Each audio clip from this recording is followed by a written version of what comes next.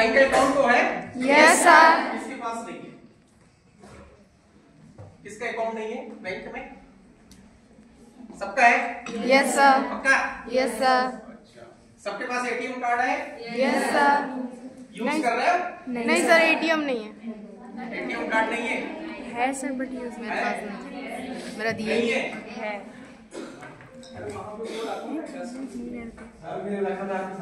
बाल्टी नहीं रखना, डस्टबिन रखो, और ये फोटो वोटो सब लेके जाओ, है ना?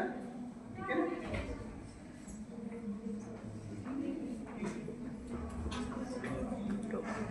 एटीएम कार्ड किसके पास नहीं है?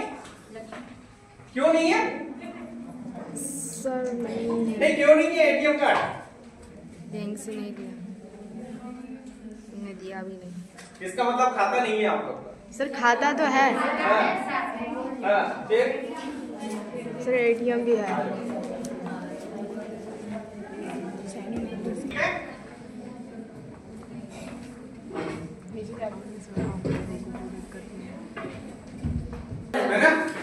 वो आज तक नहीं गया बैंक के अंदर, गए ही नहीं, ऐसा कोई नहीं है, सब गए। चलिए ठीक है, आप लोग जो है नई जनरेशन है, कम से कम बैंक में आप लोग को जाने का अधिकार तो है। पहले का वो जमाना याद करें कि जब जो है ना बैंक में जो है ना घुसने के लिए हम देखते थे जाए या नहीं जाए, और जो हम लोग जो रहते थे वो जो है ना बाहरी जो है ना जूते चप्पल उतार के जो है ना बैंक में घुसते थे, और बैंक में घुसने के बाद जो है ना पता चले ऐसी डांट डपकार पड़ती थी हम लोग को कि पूछूंगा। ये स्थिति थी बैंकों की नेशनलाइजेशन के पहले, प्राइवेट जब था बैंक उस समय ये स्थिति। आज की डेट में भी जो है ना जब तक जो है बैंक वाले 10 चक्कर न लगवा दे तब तक आपका काम होता है या नहीं है? है? आप लोग के पेरेंट्स से जरा पूछिएगा तो, या पेरेंट्स लोग ने कितना क्या जो है ना वहां पे सहे बैंक में। बैंक की स्थिति कब सुधरी? जब ये प्राइवेट बैंक आए, ठीक है ना? जब प्राइवेट बैंक आने लगे, जब उनको सेवाएं जो है ना अच्छी मिलने लगी, तो तब जाके जो है ना सरकारी बैंक सुधरे। तब जो है ना वो लोग भी जो है ना अपने क्षेत्र में जो है ना अपनी कस्टमर सेवा बढ़ाने लगे, ठीक है? तो बैंक क्या है? बेसिकली बैंक क्या है? बैंक कुछ नहीं है, यहाँ पे जो है ना आप लोग जो है ना जमा करता है, यहाँ पे जो है ना उधार करता है, ठीक है? ये बीच में बैंक है। तो क्या जमा करता मतलब आप लोग हो गए, आप लोग की सेविंग हुई, सेविंग क्या किया आप लोग ने? बैंक के पास ला दिया, ठीक है ना? अब बैंक के पास पैसा ला दिया तो पैसा तो बैंक तो यूज करेगा ना कहीं तो डालेगा। तो उसने क्या किया, जो जिसको जरूरत है उसको लोन दे दिया। आपका पैसा यहाँ पे आपने जमा किया, आपका पैसे को इसने उधार दे दिया। अब क्या हो गया, उधार करता क्या करेगा, फिर से वापस करेगा ब्याज से, ठीक है? और आपको जो है ना अगर आपको चाहिए तो आपको भी, अगर आपका सेविंग अकाउंट है तो सेविंग अकाउंट का ब्याज देगा, एफडी करेगा तो एफडी का ब्याज देगा, ठीक है? तो किसका पैसा लोन में दिया गया बैंक है? आपका। इसका क्या लगा? कुछ। कितना अच्छा दिमाग है कि कुछ नहीं लगाना है हमें, बस आपका पैसा आपको ही बांट दे, ठीक है? लेकिन बैंक की जरूरत क्यों हुई, क्यों महसूस हुई कि बैंक की जो है ना बनाना चाहिए? क्योंकि व्यक्ति जो है ना, व्यक्ति के पास जब पैसा होता है तो वो रखे कहाँ, और पैसे की जरूरत पड़े तो वो ले किससे?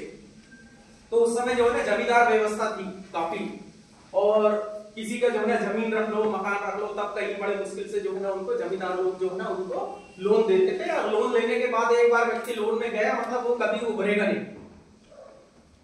क्योंकि उसकी अर्निंग उतनी थी, और जरूरत से ज्यादा जो है ना वो लोन ले लेता था। तो क्या होता था, जमीन जो है ना सब ट्रांसफर हो जाती थी।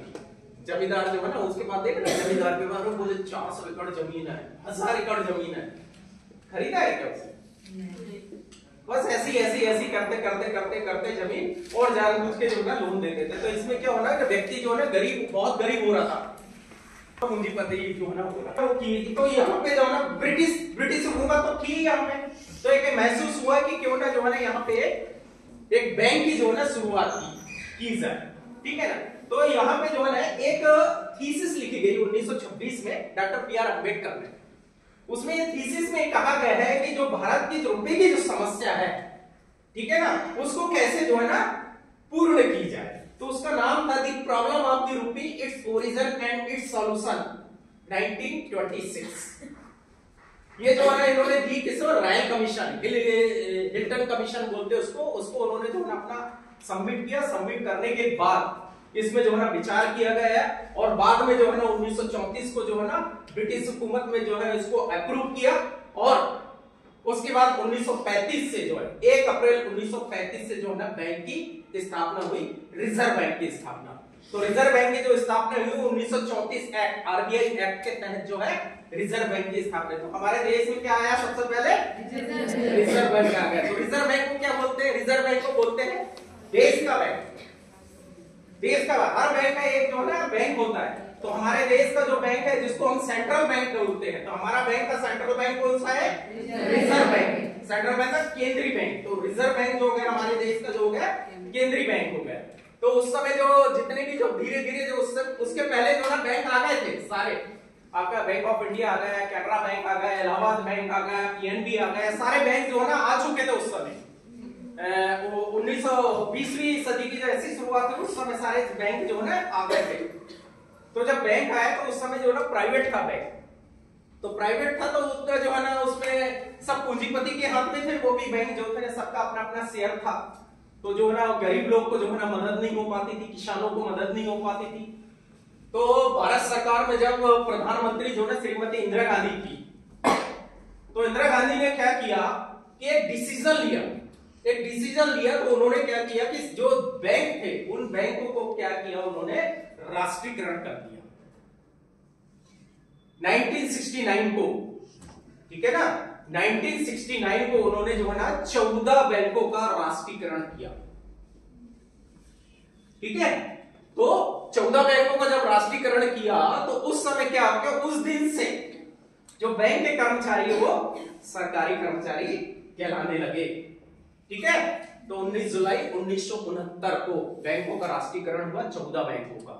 ठीक है, तो उस दिन से उन्होंने जिम्मेदारी डाली कि आपको हम राष्ट्रीयकृत तो कर रहे हैं, लेकिन अब आपकी जिम्मेदारी है कि आपकी जो बैंकिंग सेवा है वो दूर दराज के इलाके जितने भी हैं गांव में जो है जहां जहां पे आपकी जो है ना नागरिक निवास कर रहे हैं वहां तक आपको सेवाएं प्रदान करनी है।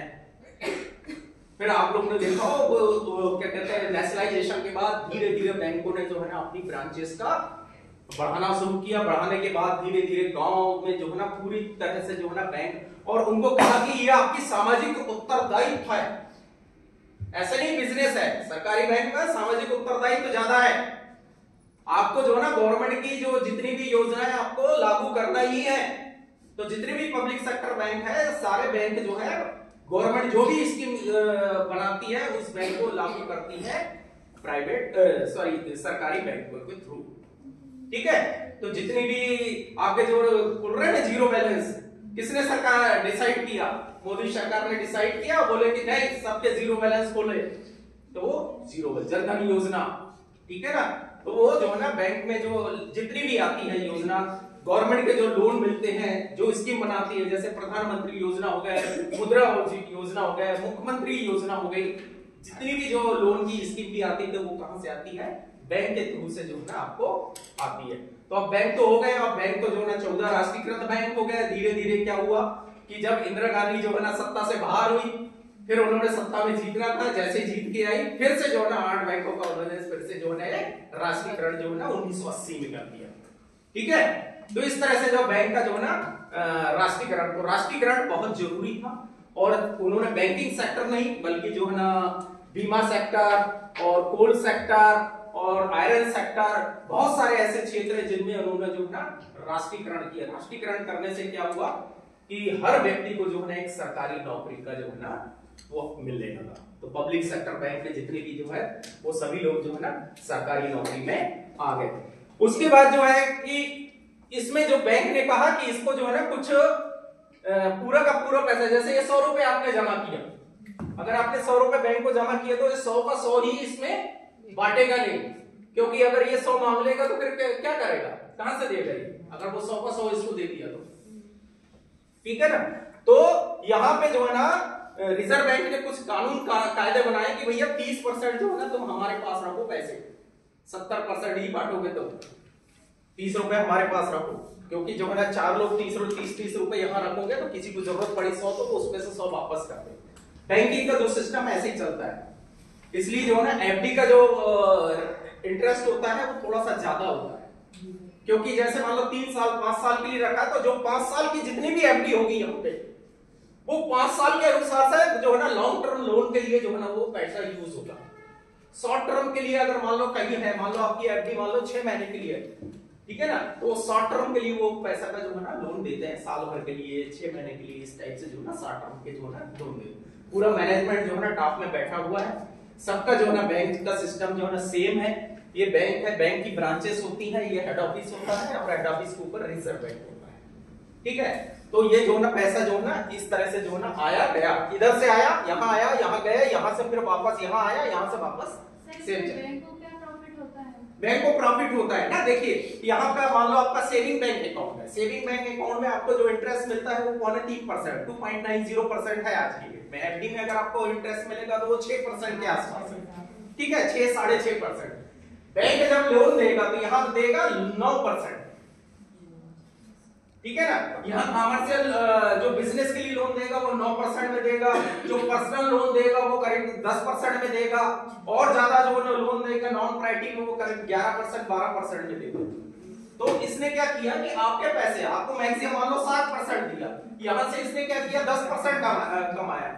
जो 3% का जो कुशन है, जो प्रॉफिट है, उस प्रॉफिट में 3% में जो बैंक का जो जितना भी खर्चा है वो सब जो है ना बैंक का खर्चा वगैरह भी जो है ना ये सब यहां से निकालते हैं, ठीक है ना।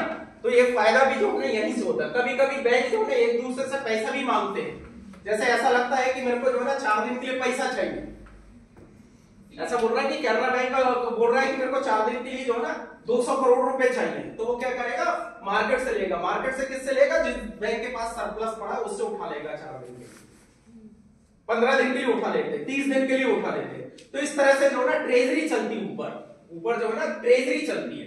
सब एक दूसरे के बैंक जो है ना एक दूसरे से फंड लेते हैं, और कभी कभी जो है ना गवर्नमेंट को वापस भी करते हैं, और जो प्रॉफिट होगा प्रॉफिट का डिविडेंड भी जो है ना गवर्नमेंट के पास है।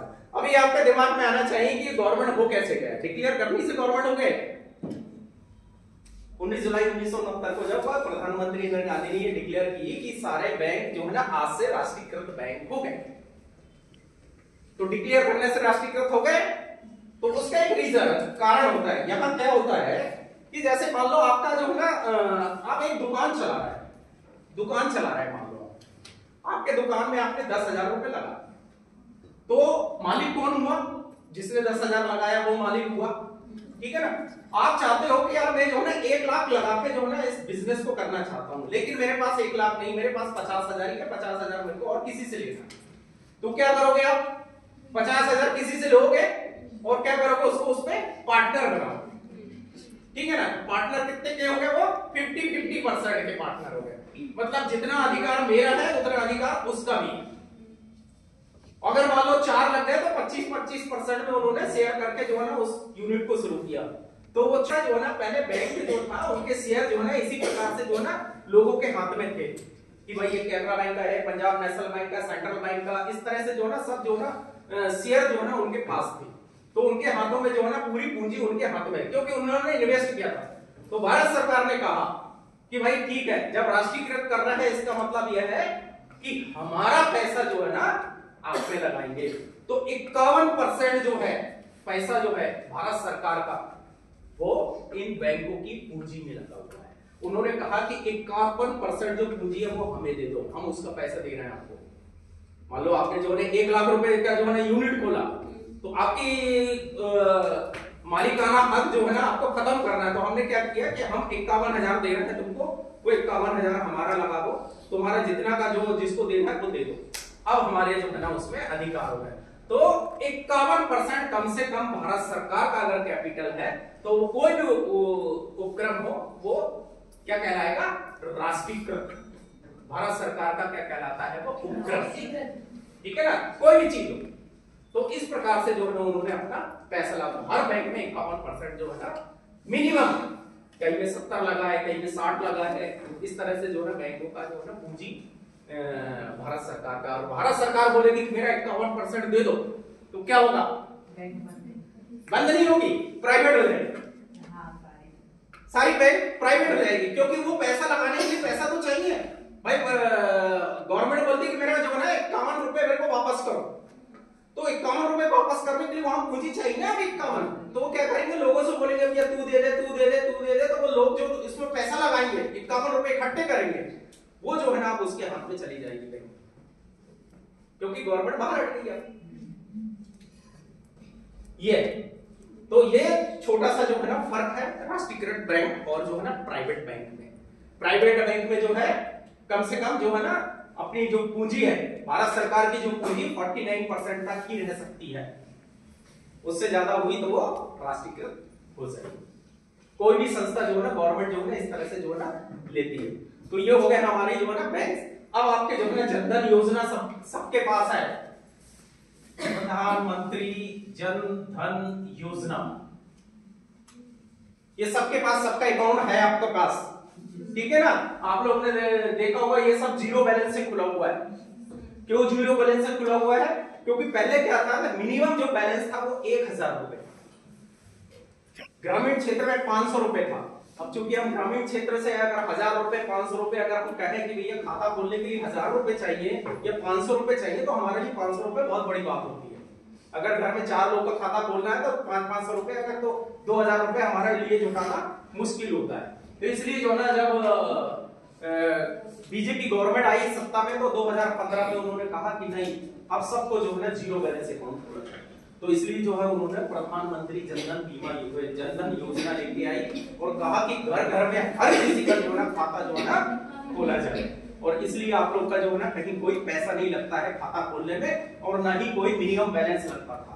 पहले मिनिमम बैलेंस अगर 1000 में खाता खोला तो 1000 कम से कम चाहिए, 1000 नहीं हुआ तो आपका जो है ना 22 रुपए प्रति महीने के हिसाब से वो घटते घटते घटते घटते घटते घटते कब जीरो हो जाए कब माइनस में चला जाए किसी को नहीं पता चलता। ठीक है, तो बैंक जो है ना पहले क्या करता था, कॉमर्शियलाइज जैसे काम करता था कि भाई हम जब काम कर रहे हैं तो हमें तो कुछ फायदा होना चाहिए। लेकिन चूंकि यहाँ पे जो है ना जब जितने भी राष्ट्रीयकृत बैंक है वो सेवा की भावना से करता है, इसलिए सामाजिक उत्तरदायित्व उनके ऊपर ज्यादा है, इसलिए वो प्रॉफिट कम देखते हैं। मैडम डस्टर है क्या? प्रधानमंत्री जनधन योजना, इसमें जो है ना कौन सा अकाउंट खुला है सबका? बचत खाता, जिसको बोलते हैं हम बचत खाता, सेविंग अकाउंट सबका खुला है इसमें, जिसमें आप लोग पैसे जमा करते हैं ना, जिसमें आपको एक कार्ड एटीएम कार्ड वगैरह जो मिलता है वो सब जो है ना इसमें आपका मिला है। ठीक है, तो ये हो गया प्रधानमंत्री जनधन योजना। अब आता है, हम देखिए प्रधानमंत्री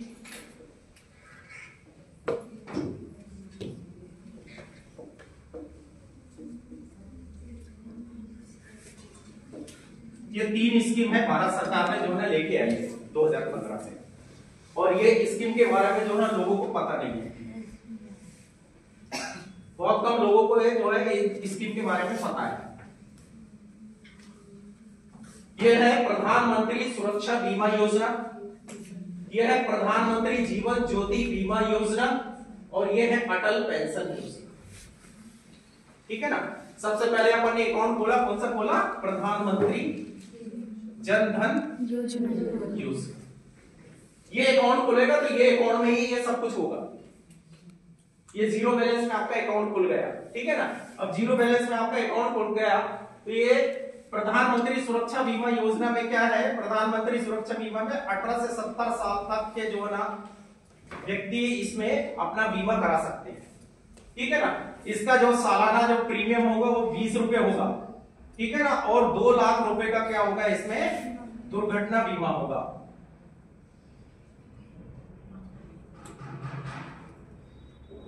इसमें दुर्घटना बीमा कवर है। 20 रुपए आपका सालाना। अब आप बताइए 20 रुपए में कौन आपको बीमा करके देगा? सर जैसे अचानक से ऐसे मौत हो गई थी, दुर्घटना में ना हुई, दुर्घटना में मौत ना हुई तो आपके 20 रुपए गए।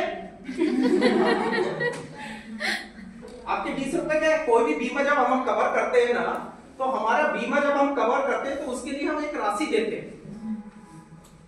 जैसे मान लो आपको जो है ना यहां से कहीं बस से वहां जाना है, तो क्या करोगे आप? पैसे दोगे, भैया मेरे को वहां तक पहुंचा दे। तो वैसे ही बीमा वाला क्या करता है कि भैया 25 साल तक तेरे को जीना है, अगर तू मर गया तो बोले एक काम करके मेरे को बीमा करवा दे। तो उसका कहीं ना कहीं फीस तो हमें देना पड़ेगा ना, जो भी हम लोग को बीमा कर रहा है। तो ये 20 रुपए सालाना आपका जो है ना लगेगा। 2 लाख रुपए का जो है ना एक्सीडेंटल इंश्योरेंस आपका यहाँ पे कवर है 18 से लेकर 70 साल के नागरिक के लिए। उसका खाता होना बंद हो, कोई जरूरी नहीं कि जन धन योजना की खाता, कोई भी जो आपका सेविंग अकाउंट है उसमें आप जो है ना इसको करवाना है। अब एक्सीडेंट का मतलब क्या होता है, क्या समझते हो आप लोग एक्सीडेंट का मतलब?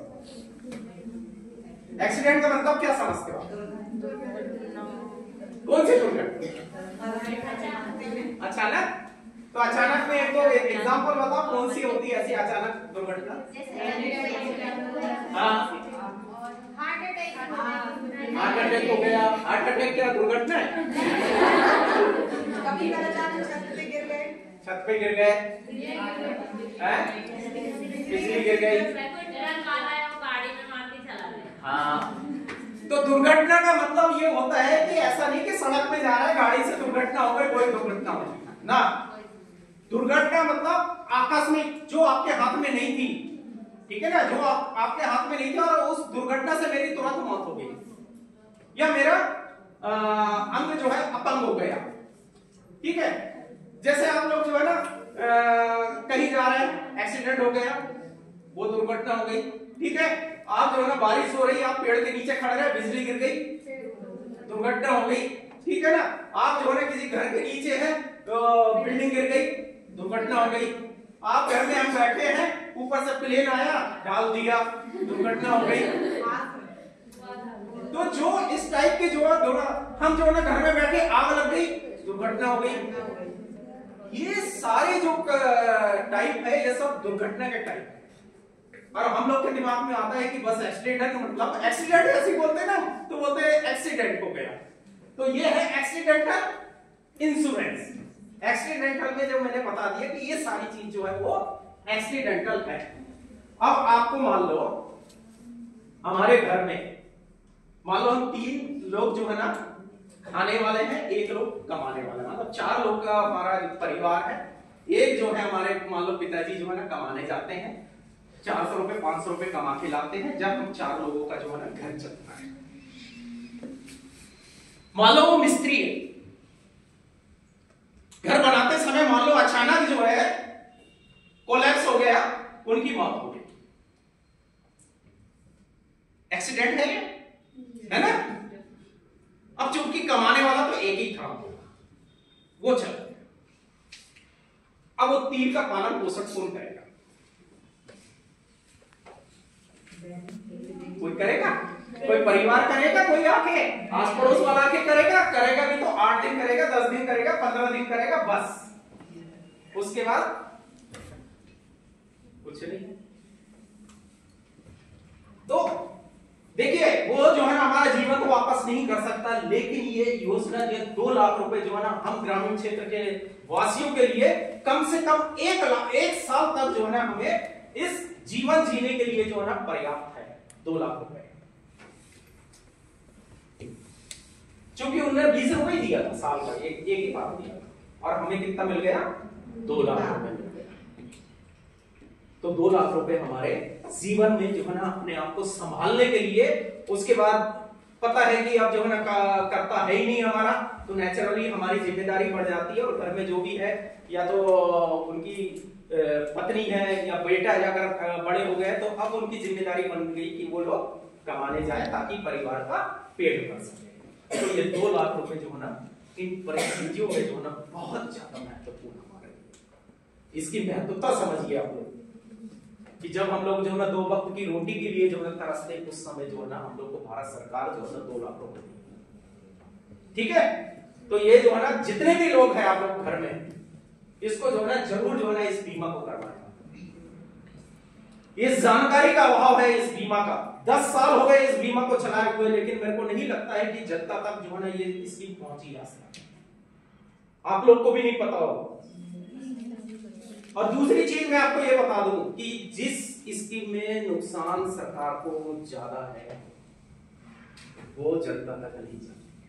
इसमें सरकार को बहुत नुकसान है, क्योंकि एक्सीडेंट बहुत होते हैं, बहुत एक्सीडेंट हो रहे हैं।